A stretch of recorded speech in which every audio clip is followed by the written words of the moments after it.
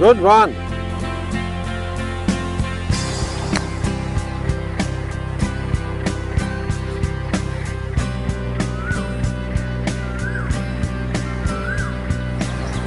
Yes, you got it? Ah, that was an arrow.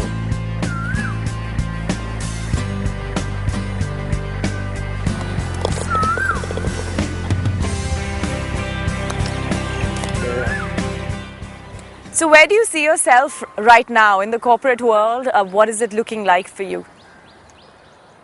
I'm enjoying where I am.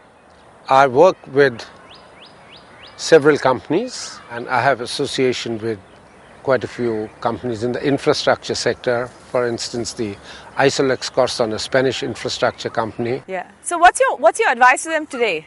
Are you telling them hold? If India has a stock, buy, sell or hold? I'm telling all of them that the Indian story is still intact. But it's got a pause? It's got a pause which should not scare them, but should make them a little more careful, a little more patient than they were probably prepared for. So even as you advise some of these large companies, I'm sure they're asking you the question that what's going on with your 2G spectrum story? Look at the kind of pricing they're looking at. This judiciary versus executive, which is played out in the entire telecom space this time. Whether it's exposing India or not is another matter, but surely hurting the investments already done. Certainly. I think a whole lot of them are concerned about probity in India. Yeah. They are concerned about the fact that space which was meant for the executive or the political system of the country, administrative system, is now getting filled up by someone else.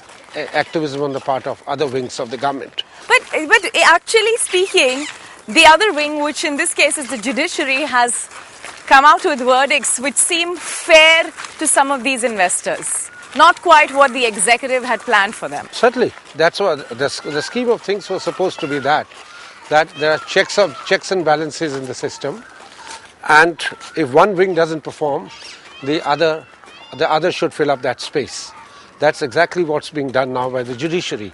But there is also a sort of an impression that policy making is not something which is within the purview of the administration alone. The roles, as per the constitution framers, was policy making be as per the laws. If the policy making is not as per the laws, the Supreme Court, the High Court, other courts can strike it down. Okay, got that point. I'm getting really distracted by these gorgeous, absolutely gorgeous, stunning peacocks. We're going to just take you there slowly and show them.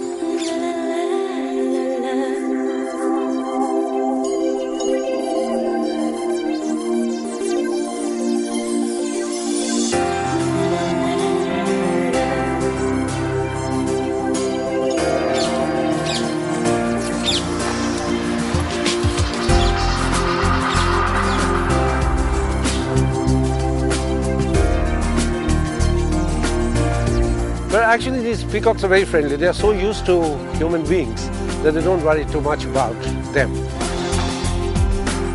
Gorgeous. I've never been that close to a peacock.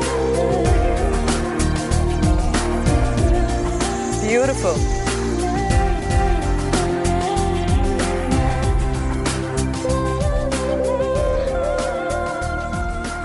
Let me ask you a final question about the position of the Prime Minister today. I mean, I think the country is somewhat, working at cross purposes, where people look up to the Prime Minister as a leader who will talk to them. We all know he's a leader of great caliber, he's a great economist. He's done what it took to take India from 1991 to where it is today.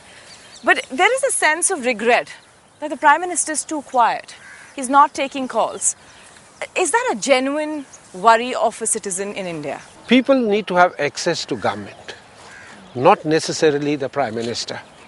And at the cutting edge level is where the contact of the people is, with the local policemen, with the local, if you're in the rural areas, with the Tehsildar or the block development officer, or the local doctor, etc.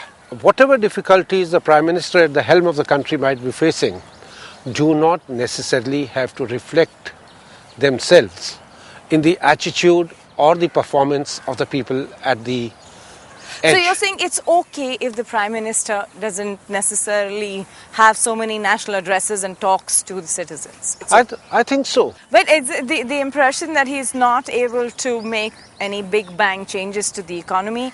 Is that something you think we'll have to live with, given that elections are just 2 years away? We have only one more budget that's likely to be populist, and then a vote on account, because elections will be around. Are we headed the populist route? There was a time when the democracy was taking its roots in India.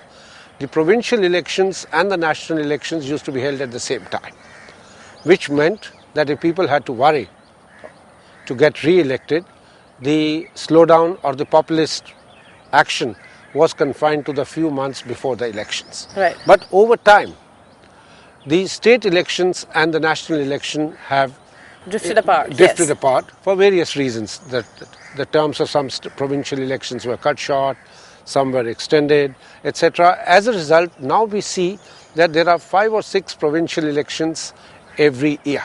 Like we saw 5 today, 5 this year, 2 more to go, next year another 5, which means the period during which people have to be necessarily taking populist action Is longer. it has become longer. And if not just longer, it's almost become perpetual.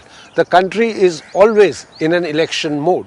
And I think, as we were talking about, the role of the influence of the regional parties who gets elected in the provinces has become so critical for this formation as well as the survival of the national government that I don't see any change taking place in that scheme of things. Well, that's the answer I was really looking for, to get it clear. Thanks very much. I appreciate your time, Mr. Dua. Thank you very much. Good luck with your golf and your time talking as to a you. corporate. Thank you so much. Thanks.